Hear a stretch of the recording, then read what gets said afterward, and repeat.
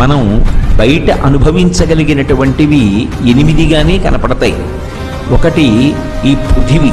ఈ పృథివి ఆయనే అని చెప్పడానికి కాంచీపురంలో పృథివీలింగమయ్యాడు. నీరు, ఈ నీరు నేనే అని చెప్పడానికి జంబుకేశ్వరంలో జలలింగమయ్యాడు. అగ్ని, అగ్ని నేనే అని చెప్పడానికి అరుణాచలంలో అగ్నిలింగమయ్యాడు. వాయువు, ఆ వాయువు నేనే అని చెప్పడానికి శ్రీకాళహస్తిలో వాయులింగమయ్యాడు. ఆకాశము, ఈ ఆకాశమంతా నేనే అని చెప్పడానికి చిదంబరంలో ఆకాశలింగమయ్యాడు.